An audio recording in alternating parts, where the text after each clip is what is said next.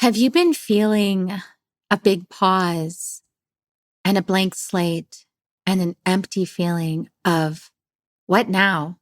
As all the old structures have been dismantled and are crumbling all around us. And what do we do next?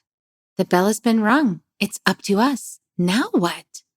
Our guest today, Maree Eddings, is an energy sensitive and a change leader and an energy healer. And she's going to walk us through this story of her life to help us to see ourselves in the moment we stand in. Join us to find out more.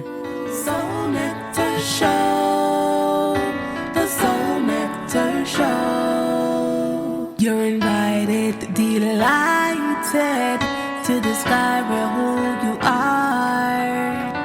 Anything is possible if you believe. So join us on this beautiful journey. Soul Nectar Show, Soul Nectar Show.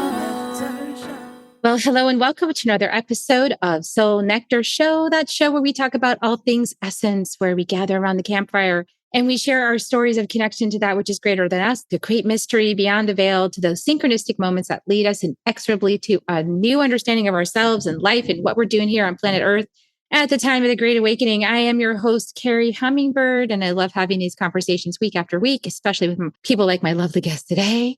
And to have these conversations that go really deep and really current and help us to tune into that higher knowing within ourselves to chart the course for what's next. And actually, kind of that's what we're going to talk about today, is that we have been doing our work. We have been waking up and we've been preparing for New Earth. And now it's here. So what are we going to do next? And that's really the question, So we all woke up in old structures and we knew what we don't want, right? So it's really important to know what you don't want, but what do we want? So we know what we don't want. We're figuring out what we want. And then when we get the vision for what we want, how do we create that? Because there's no one that's going to guide us. Like there's not somebody going to say, over here, this way. It's our turn. It's up to us. We are in the opportunity of many lifetimes to co-create from our hearts what we actually desire to experience. And so this is going to be such a juicy conversation with my friend, Maree Eddings. Welcome, Maree. Hello, Carrie. Thanks for having me back.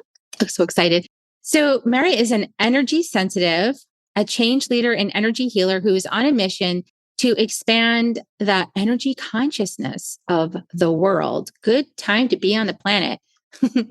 And she has these beautiful training programs, Divine Leaders of Change, Sistermind, and the Energy Academy. And she's the host of Divine Leaders of Change. I know you guys have seen me over there. If not, go check it out. I'll put a link in the show notes below. We have amazing conversations, whether it's on her podcast or mine. It doesn't matter. We like to share. So, we are going to have an awesome conversation about how do we use all these tools, all these amazing modalities that we've studied in order to bring ourselves healing. And now we're awake, we're ready. And now we got to chart the course. So what do we do with all this cool stuff that we learned? How do we apply it? What do we create with it? And how do we get innovative? And I want to say that this interview is already starting off innovative because as you see, Maree, if you're watching the video, if you're on audio, you can't see this, but if you're watching the video, you see that Maree is in a car. So she's actually in a place that doesn't have good internet, right? So she's like, I'll just go in the car. It's totally fine. I can have a conversation anywhere. And so here we are, we're having a conversation.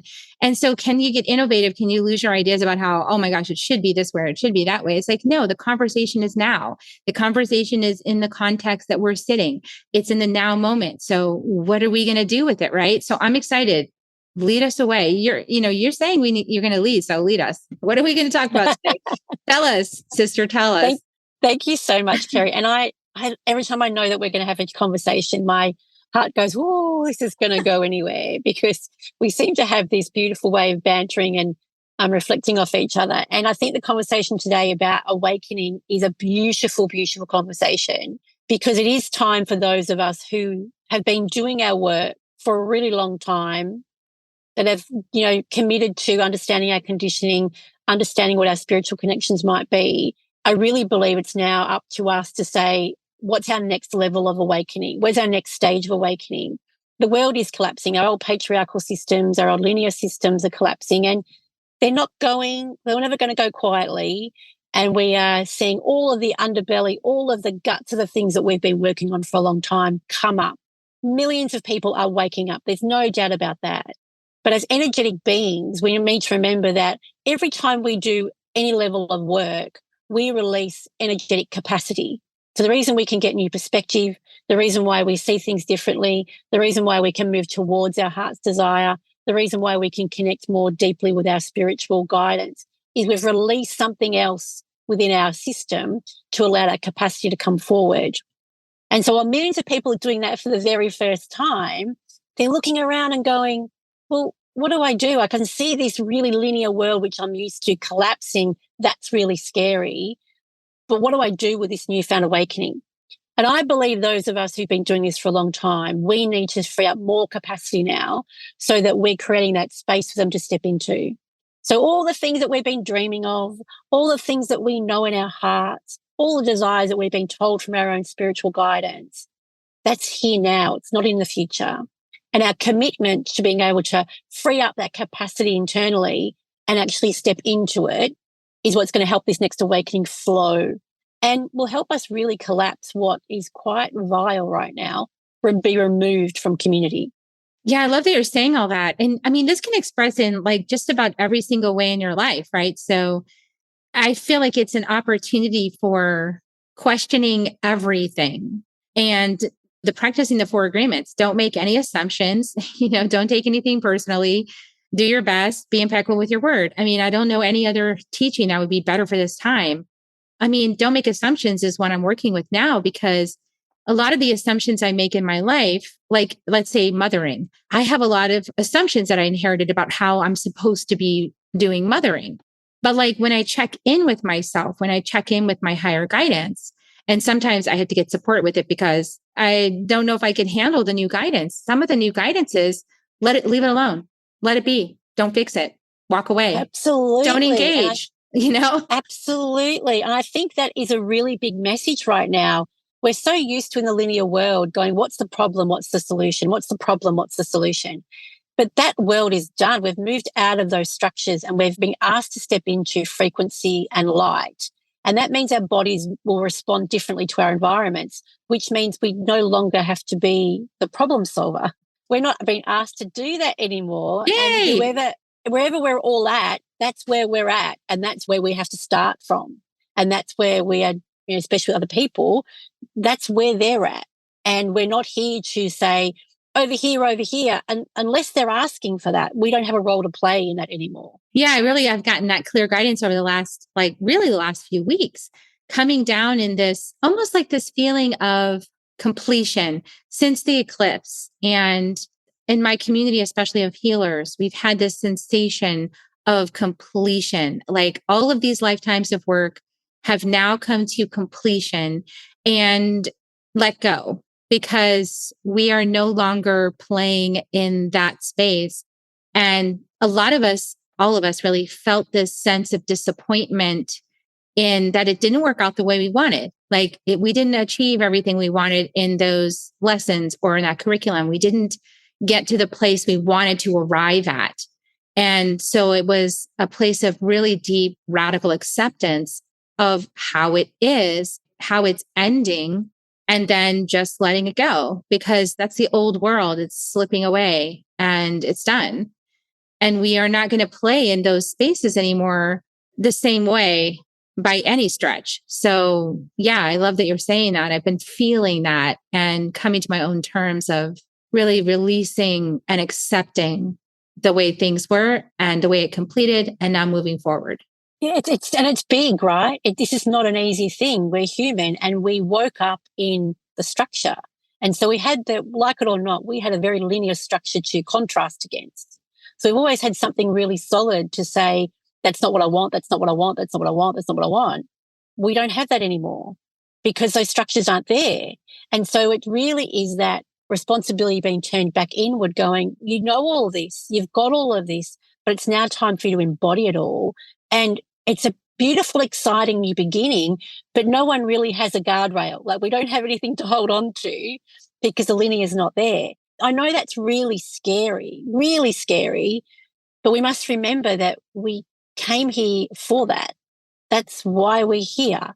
And all the things that we've been practicing in maybe a safe cocoon of the linear world, you're still safe. It's a beautiful new beginning where there's more power, where there's more frequency, where there's more light.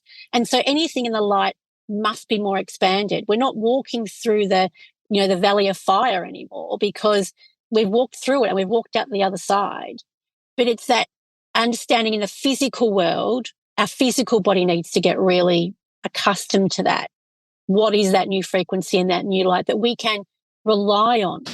Even as negative as the old linear world can be, it was still reliable. It was still consistent. It was still this space of, bad behavior, but it was still consistent bad behavior.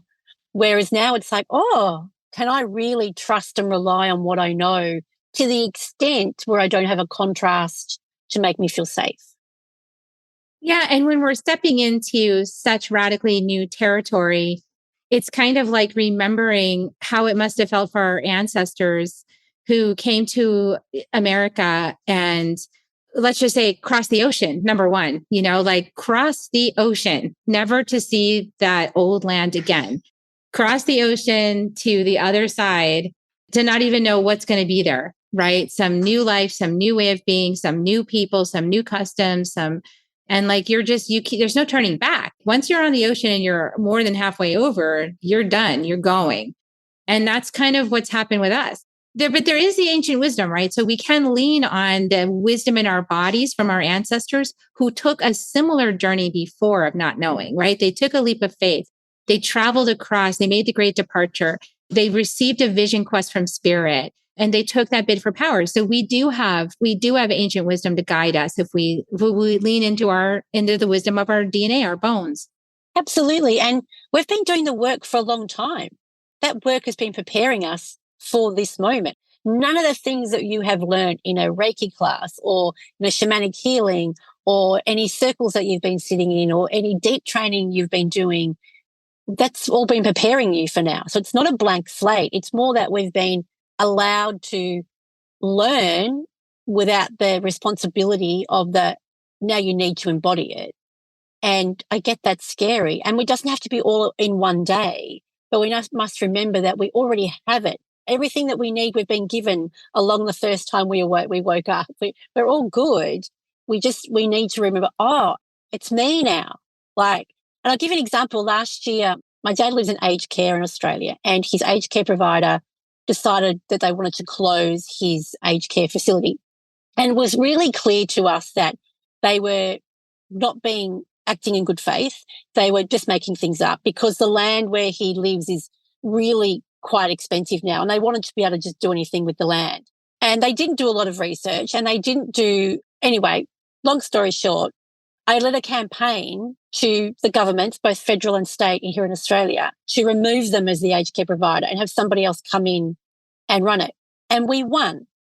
And while that sounds really simplistic, it was 12 months of having to go up against some of the most dictatorial, abusive leadership behaviour that I've seen in a very long time. And the fact that exists in our CEOs and our boards, that's the old structure that we don't need.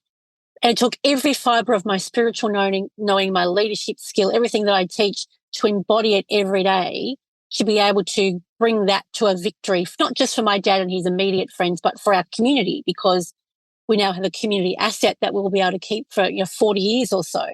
But if we didn't stand up in our spiritual knowing, that would have been lost, because the government departments weren't interested. I mean, oh, well, whatever, this company says it can't be saved, it can't be saved. I had to go and do all the work to prove that it could be saved and find somebody else for them and solve all the problems for them. But I couldn't have done that if I was stuck in the old linear way. I couldn't go head to head with these people with how they were behaving. It really did require me to step into an embodied version of what I teach on a whole other level, because we know when we're in that against those behaviours, We can feel like what the power over us is so strong that we don't have any say. And our spiritual guidance reminds us that no, power over is not the strongest power we have access to. Power within is where everything happens. And one of the things that was amazing at the end of this, Kerry, was I had politicians who would engage, who would stand up in community meetings and say, the reason why this was so successful was because it was led with love. And Maree's passion and love and groundedness for what was right sort of inspired us all to do things that we never thought we would do, which was basically do their job as a politician and job as government departments. But they had lots of reasons not to do it. But I think we must remember the power, when we come from the power within, we don't just inspire people intellectually, we energetically sweep them up in where it is that where we can be.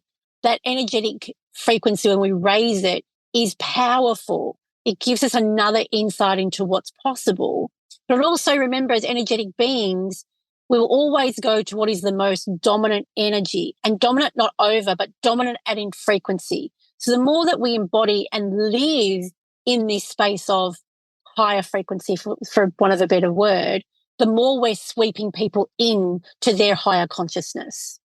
Yeah, that's why I feel like the practice of non-doing is so important, because we lean into that trust and faith that as we lead with the energy, as we lead with the inner peace, the inner quiet, the inner love, our own hearts, our spirits, connection with the planet, our ceremony, right? Like all the things that are invisible to the process on the outside world, right? So when we open sacred space over a meeting, for example, in our hearts and in our minds, and the people in the room, they don't know we just opened sacred space. We just did it because we're bringing spirit, God, source, creator, right into that conversation. And that changes the outcome. It's the non-doing. Like you said, like we all learned years ago that confronting an egoic behavior with your ego is going to cause more friction. It's not going to cause a resolution. It's going to cause I'm right, you're wrong. And then that it gets log jammed into I'm right, you're wrong. And then proving and posturing and all that kind of stuff. And so the way to actually resolve things is to not engage the ego, step back, practice non-doing, non-attachment, tune into that, that inner space and listen to what the right step is, the next step that you're getting from the inner space, from the inner divine knowing. And it might be step away, or it might be lean in, but it's always going to be in the moment, right? It's not a predictable answer. We have to tune in to find that answer. Exactly. And I think, one of the things with this example is that I didn't have to speak to hardly any person involved outside of my immediate, the residents and their families. We had politicians, all government departments were involved. Well, I did speak and I was proposing solutions to them. What was really important was, because this company had $30 million in cash to spend on this campaign. They had one of the biggest law firms in Australia. They had a PR firm on tap. They ran a fake news campaign. They undermined and abused elderly people. Like in every level, they would have sat there and gone, we've got this. They've got no power over us. And we never tried to have power over them. We had some elderly residents who average age was 90, their family members, and a $15,000 GoFundMe. And sometimes I think if we'd had more money and more resources, it would have just shifted towards trying to go toe-to-toe with them. And because they were running such an abusive fake news campaign, it was really clear that if we tried to or thought that we had to debunk anything they were doing and come into that real linear world thinking, we would have been exhausted, and they had too many resources on that side. What I learned personally was how many resources come forward when you stick into with your own power. Because I would wake up in the morning and say, I really need to connect with somebody who has this or has that, or can help me understand this piece. Because I had to learn all the legislation and learn how to navigate all the different government departments in a really quick space of time. And you know what? Every day and every second day, the phone call would come in. The person would turn up. Someone would approach me and say, you need to talk to so-and-so, or someone-so is going to come forward and connect you with this person. We must remember that when we're in energetic resonance, that resources turn up, that we're not the one who has to mine the gold all the time. We're not here to sit on the podium and say, I have the answer, follow me. That guru model is gone. that we're actually here to ignite the collective for us to work together and raise the buoyancy of each other so that more people get access to all different types of resources. And I think that was my biggest personal aha when we sit in with the power within, just how potent, but also how healing it is for the community because we give them a space to move into. Yeah. And it's also like the decision to stay present with that power within without letting your attention be hooked and distracted by the mechanism of the egoic consciousness that wants to suck you back down into the argument, and to just go, okay, this person is fully invested in their egoic consciousness, right? And I'm not going to engage that. I'm going to just stay present and see the love in their heart that I am you, you are me, right? And not make them different or separate. And I think that is one of the things that we're waking up to, right? Because I can't tell you how many times, Maree, last week, my husband and we've been putting together these Soul Nectar tribe gatherings, and we've been looking at these Toltec books because we find so much wisdom in them. And the one we just looked at was The 5 Levels of Attachment by Don Miguel Ruiz Jr. That is such a great book. Have you read that book? I'm just curious. I have started that book. It's really good. And there's this part where he gives the 5 levels of attachment, and he uses like the idea of like, a soccer team or something, like your engagement in soccer, your love for soccer. And he moves from the authentic self all the way to fanatic, right? So the authentic self is like, the game is great. I don't care who's playing it, where it's being played, what stadium. If it's just kids, it's fine. If I'm just in the backyard or whatever, I don't care. I love it. And it's just, it's an experience. And when you get to fanatic, it's like, oh no, like if my team loses, I have to kill myself, because it's like part of my identity and it's my worth and everything else. Well, backing up from the fanatical, because I think we can all see, I think very few of us would own that we're fanatics about something, but maybe some of us are. But backing up one step from that is intrinsic. So we've made it an intrinsic part, that attachment, an intrinsic part of our identity. And one of the things, listen up, everybody, I just want you to hear this. One of the things that you say when you're in the intrinsic mode is you want to be with like-minded people. How many times have we said that? How many times, light workers, I'm just saying, have you said, I want to be with like-minded people because those other people are not my kind? That's separation consciousness. That's attachment. Yeah. So what you're talking about, Maree, is actually being in preference, which is, the authentic self, and then there's preference. I prefer to be around these kind of people. However, if this scenario requires a broader spectrum of people, I will show my presence up there and be just fine. And that's what you're saying, right? Like you're saying you have a preference probably for conversations with people like me, but you're also like, I'm also going to invest my energy in this space. It's going to include this wide spectrum of people because, I want to help resolve this in a higher way. Is that kind of how you're feeling? Yeah. And it's really interesting because, I've run a lot of massive change management programs in my career, my old corporate career. And that requires, you get a communication pack and you get everybody on the same page and it's the same message and everyone's walking the same talk. And we use language like on the bus and off the bus. And of course, I'm dealing with elderly people, and some of those people are in their late 90s, which means their children are in their 70s. They're not technologically sound. We're not in a community I'm not in a corporation. They have no obligation to me. I've got no obligation to them. And some people decided to move their parents out, and that's totally their decision. It wasn't run from the top down. We couldn't be run from the top down. So the only thing that I really had to trust and rely on was the power of me knowing what I could do and trusting that frequency would allow other people to do what they needed to do. I couldn't tell people what to say or what to do if they were going to the media, or we ran community rallies and other people ran them and I wasn't involved. And it was that letting go of having to have any level of control and knowing that whatever I had to give was going to be enough. I remember we engaged this lawyer and he said to me, it can't just be you and a few residents and their families. And I said, this is what you've got. This is all we have, and that's going to be enough. Because he was thinking in this linear, where's your website and where's your this and where's your sign-up pages? And we don't have money and we don't have time. I've got no resources for that. We need to stay really focused on what we're trying to achieve here, which is to save our parents' home. and the community gets to keep this community asset. That's it.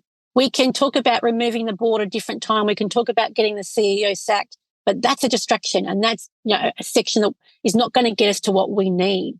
And I think having that lack of what we would say material resources available to us just kept us really focused, which meant when we were having conversations with ministers who could make the decision to help us, it was really direct.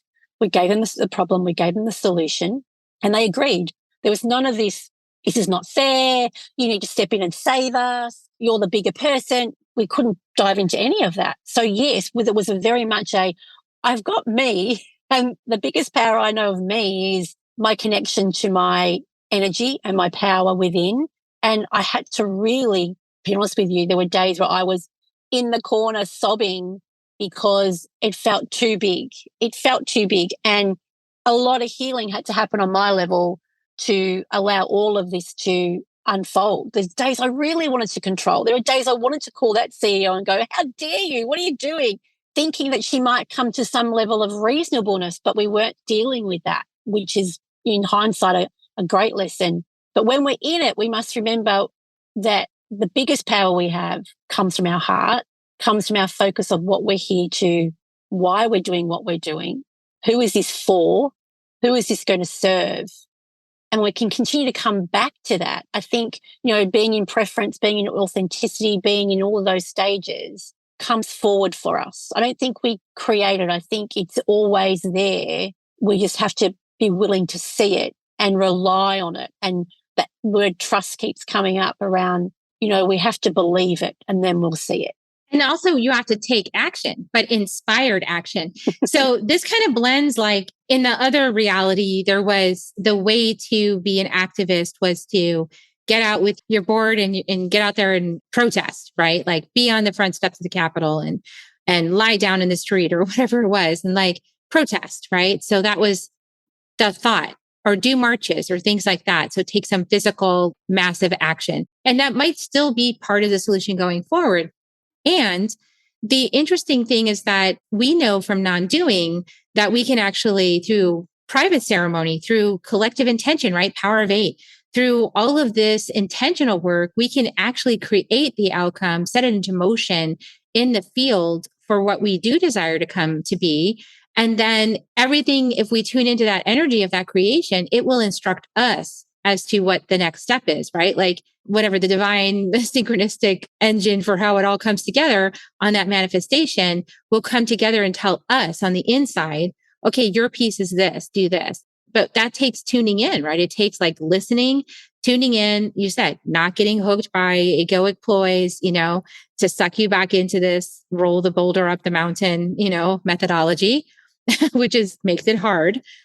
And then, like when you have feelings, I love that you always said that too. It's like when you have the feelings, feel them. Go ahead and feel those feelings, because probably I still believe that a lot of these situations that come up in our lives are there to, as a spiritual exercise, to help us to face and heal feelings that can only be brought up in a similar circumstance to what had caused them originally.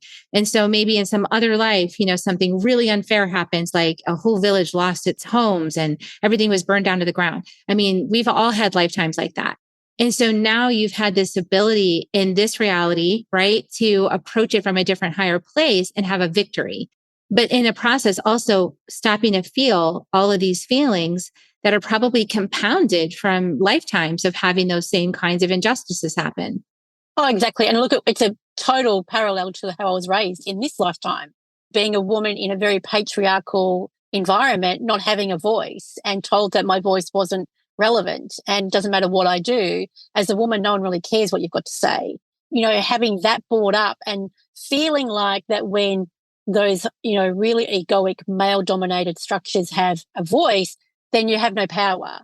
So this was a perfect parallel to releasing some of that old trauma from this lifetime in my childhood, but also many, many lifetimes where we all, we've been on this path for a while. We know that we've been trying to unhook this system for many, many, many, many times over.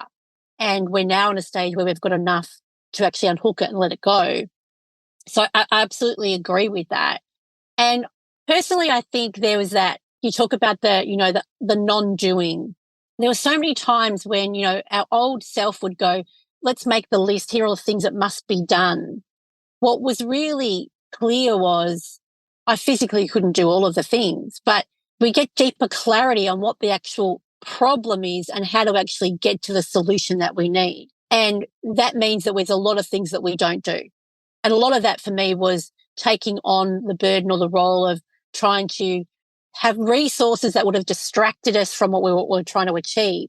And so the non-doing part was really powerful because I had to trust that what we were doing was going to be enough. It was going to be more than enough. And I couldn't let any of my mind go into, oh, we don't have this and we don't have that. Like none of that thought pattern could happen. It was no, we'll be fine. I had a deep knowing that we would come out the other end. Not many people agreed with me, but because it was coming from a place of my guidance, not egoic guidance, but there was this deep knowing that this community and the people, the politicians, the governments were looking for a reason to do the right thing. And I just kept telling myself there's a part of them on their consciousness, whether they know it or not, that really wants to be involved in this, on the right side of this. And that's what actually came to bear. And they would sit there and they go, I've got no idea why I went out of my way to help you. I've got no idea why I got a whole team together and deployed them to work this out for you. Like they don't normally do that. Now we know why people do that. And they seriously sit back and they go like, wow, look at what you all achieved. They're very proud of what they did. And they may not be able to replicate it again, but guess what? They've now got a breadcrumb, an experience where they go, I want to do more of that. I want to have that type of experience as a government worker, as a politician, as a whatever. We are now seeing, our federal government is changing some of the aged care legislation based on what we did. And I didn't have to sit down with the politicians to talk about that, but they can now see that people are activated. They do want to have a voice and they do want these things to be better. And they're not going to sit back and say, no, we're just not going to say, oh, well, they're old people, that they've got no rights. Like, we've really activated communities around Australia that says, no. You don't get to walk over my 90-year-old mother anymore. So the ripple effect is really amazing. And I don't have to be involved in any of that other than that we have set a new benchmark. And I think that's what people coming into their reawakening are really doing, is setting this new benchmark for what we're going to say is that's where we start. That's not where we end, where we thought we were going to before when we were doing our spiritual work. That's now the new beginning. That's the new benchmark because we are stepping into a much more frequently buoyant space. And while that's new for us, we've got to trust that all that work we've been doing, it's now, the payoff is now coming. The payoff is now here. I love that. There's two things that I'm just feeling in my heart so much with what you're sharing. And one of those things is that, we have been practicing, right? So many of us that have spiritual businesses, we have been practicing, right? The feminine way of approaching the business. So tuning within, getting the vision, having the knowing inside, following that guidance and, trusting it. And if we're told to go right, we go right. If we're told to go left, we go left. And then we find out why. We've been doing that. We've been practicing that in our own lives, right? And in our businesses and putting our money on it, right? Like literally putting our money on it, which is like the most vulnerable thing you could possibly do in the old paradigm. And so, we have been. And I love that. What does leadership look like as the second wave? It looks like this. This is the add-on. The other thing that I was getting when you were talking is it was coming in. It was like, oh, we're the way showers to demonstrate a whole new way of being with things. And not only that, but the primary lesson on the planet right now, the primary shift in consciousness is to come out of me consciousness into we, and to come out of self-service into service to all, like service to the collective, right? And so this is a perfect example of one of those situations that came up in your personal life so that you would hook your attention, right? So you knew you needed to do something with it. And then would give you an opportunity to be the way shower and the demonstrator of a new way of being with divine feminine wisdom. And also that you would be a way shower in terms of, this is what it looks like when we care about others. This is what it looks like when we're a community and not just about ourselves and our own profit. This is what happens when we put all of our relations into the equation. This is what happens when we have a talking stick circle and everybody shares their voice, is that we come to the solution as a community, not as a me centered person, but as like us, a we. How do we want to be in right relationship? And this is how we come into service and also move into right relationship, which all of us are really feeling, I think, on the planet, the desire to come into right relationship with love, with, service, with each other, with the planet. And, if you're a younger soul, you don't know how to do that. You just know that it doesn't feel good to be greedy anymore. Like greed feels bad. Everybody wants to step away from the Monopoly game. They're like, I want to put this thing away, but I don't know what other games I can play, but this is the only one I know how to play. And I hate this game and I want to trash it.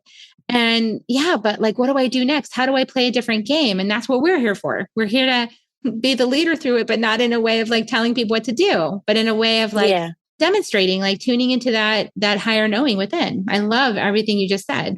If I think back, I definitely had experience in navigating change and leadership. And that was the thing I physically brought to the moment. And personally, what I was really struck by was just how many people were going, we're just going to follow her because she seems to know something that we don't know, because everyone knew what was going on. I think I just had their ability to stand up to the bully without being the bully. Like, because sometimes we go, we need to, show these people, give these people a lesson, but we end up being the bully ourselves.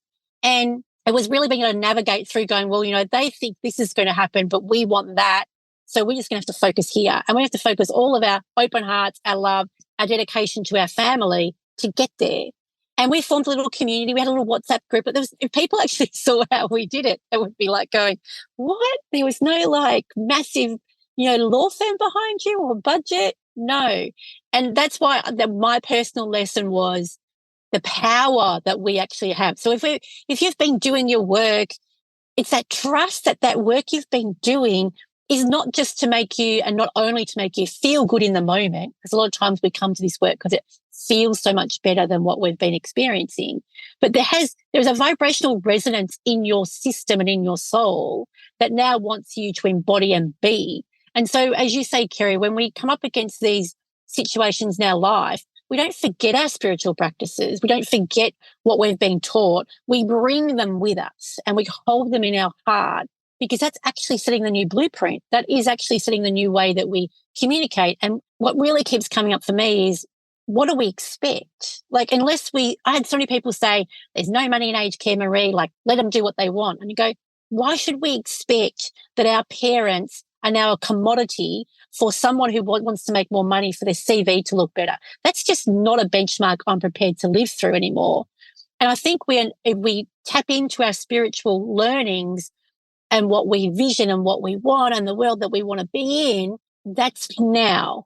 And so when we bring that into our everyday, we'll be surprised the interactions we have that we're really having on our communities. We don't need to invite people to a circle all the time or be in a program with people. You walking that talk and being that person. Because I do think the majority of people on the planet right now, their consciousness, whether they're aware of it or not, is like, their mirror neurons are out there going, I need where's that next level of consciousness? They're really wanting it, because as the structures die and collapse, that collapses within us. We have a capacity now. So what are we going to put in there? What are we going to guide it for? What are we going to, I suppose, stand for as leaders in this moment in time that we've come to? And so I would say both and. So from my perspective, yes, absolutely. Like, I don't want to find myself in the intrinsically attached category. I want to be able to hang out with anybody and be loving, kind, and generous, and with my heart open, right? And accept them for who they are and where they're at in their journey and what they think is true.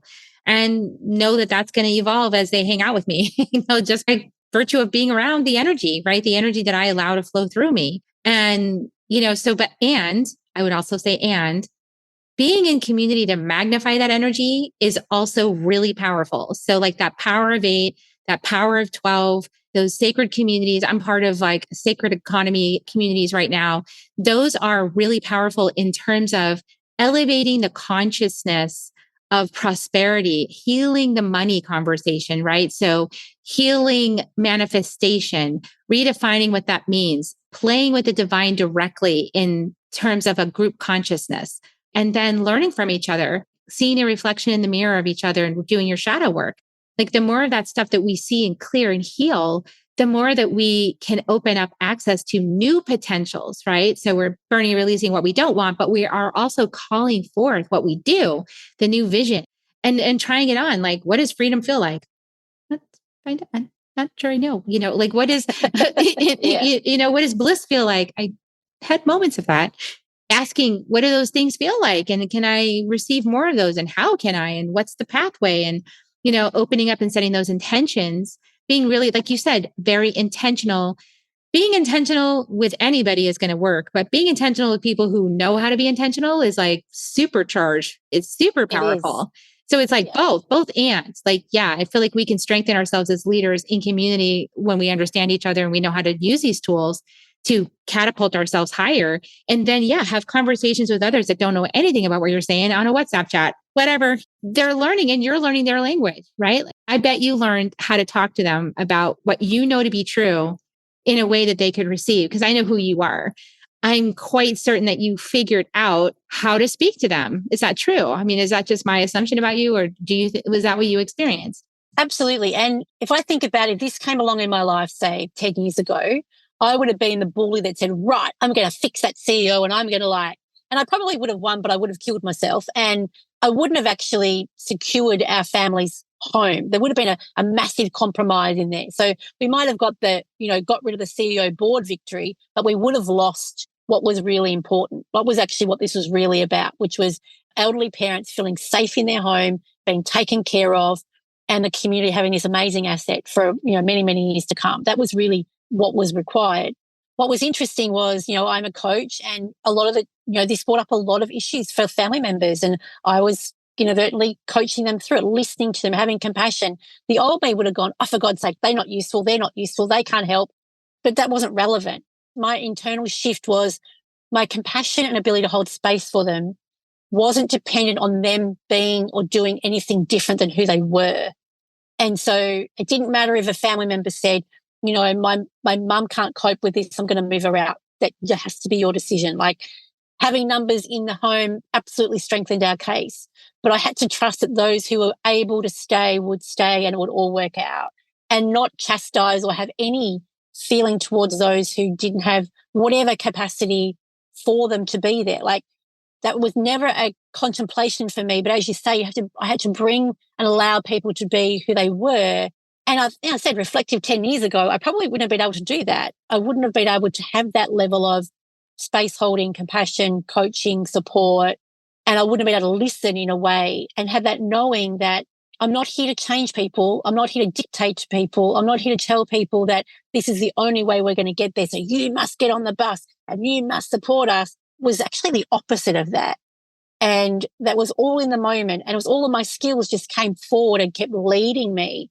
I had a lot of dragon energy come through, and I went, right, the dragon's going to be here to protect, and the dragon's going to, make sure that our family members are safe enough. And it was a real collective experience. When we talk about other people, and I love the way you frame that, we must now let go of, I call it the guru model, I know better model. It really is a time for us to focus on those, I call them energetic behaviors and experiences that we might have glimpsed into, like bliss and joy, that this is our new benchmark.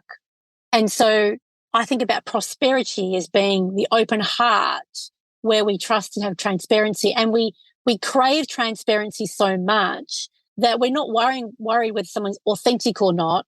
We're just allowing that space for them to be a little bit more connected to their truth, and a little bit more connected to transparency, and a little bit more connected to their own intuition, because that's powerful for them. And I'm not here to dictate where they should and shouldn't be. But every time someone gets into that new energetic frequency of prosperity, their world changes, but so does the world around them change. So that linear world that we've been, navigating is not only about the depths of violence and bullying and power over, it's also about releasing us into that next level, which is space, it's buoyancy, it's magnetism, it's grounding. And prosperity then can be, we get to hold the capacity of joy and love and peace more and more and more and more and more. Because that's why I believe that the capacity we've been freeing up as we started the conversation, when you free up capacity with the work that you do, it's not so that you've got more armor or you're more resilient to the old system. It's so that you can hold the new way in your heart. And that becomes your norm. That's the new benchmark. And then everybody gets to be where they get to be because we've accessed a new level of consciousness, this new level of energy consciousness where everybody gets served, where everybody gets, their ability to hold that space more and more and more every day. Oh, I love that. And I also love how it's like the background conversation, right? It's the influence of the energy. And absolutely. White Eagle told me this a long time ago when I started my journey, like 2013 or something. He said, it's not about fame, Carrie, it's about influence. And so it's not about, of course, I'm a sage. I totally want to be famous. What sage doesn't want to be? But it's not about that. It's about influence. It's about what did I say at the grocery store when no one was watching that influenced a better day for someone? What was it that I thought in a dream that influenced life for people? What was it in a sacred ceremony I did privately that nobody even knows I did? That I said a prayer for all of the planet. That is influential. And your own work is influential. Like your work, my work, everyone listening to this broadcast, all of our work that we do on ourselves that we have been diving into the shadows to heal for so long. It feels like, how much more shadow is there?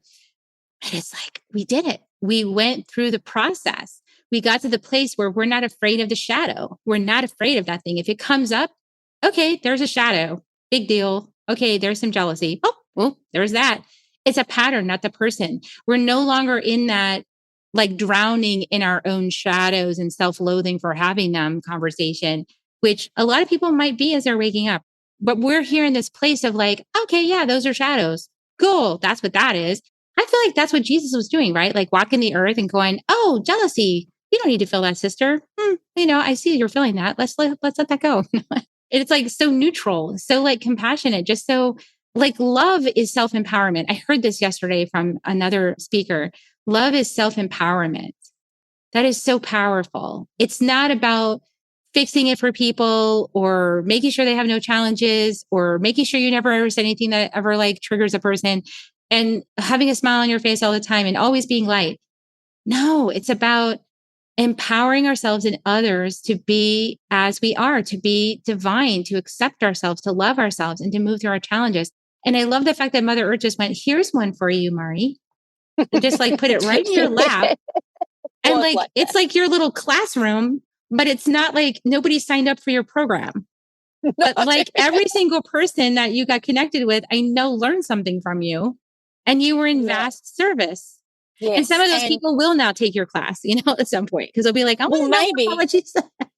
I think what was really interesting about the community is I didn't have to know what was happening. I would hear, I was at dinner last night and the whole restaurant was talking about what's going on. And I was at a Zumba class and people were talking and they asked me questions. And I know my mum's there. And it was just the community it sort of awakened them up into this particular issue that needed to be looked at. So I didn't ask them to write letters or make phone calls, but they did all those things. And the consciousness of the community came together. That's what I'm getting now too, is that at a higher level, the community itself was dreaming a new potential into being, with a lot of those people not even realizing that's what's going on. But they're part of this collective field that you initiated by invitation, right? Mother Earth said, here's your project. And you initiate this thing. And all these people are now dreaming together, not even knowing they're dreaming together. And all of a sudden the thing is shifting. Like you're saying, they don't even know why they're doing the thing that they're doing, but they feel this call inside themselves, right? That's the call, that call to service, that call to love. Yeah. And look, I like what you said, never forget the power of a smile or a hello to a stranger because you don't know how it's going to impact their day. I make it a point that when I see someone who's older in a supermarket on the street, that I always make eye contact and say hello to them because I might be the only person that they speak to that day or have a connection with that day. And I think when we remember that we are all connected, so if you're feeling lonely, help somebody else by giving them a smile and a hello and even a little wave, just to remind them they're not alone. Because we're here on this planet, I think at this particular time, the future is here, which we're in it now, to remember that the collective is the power.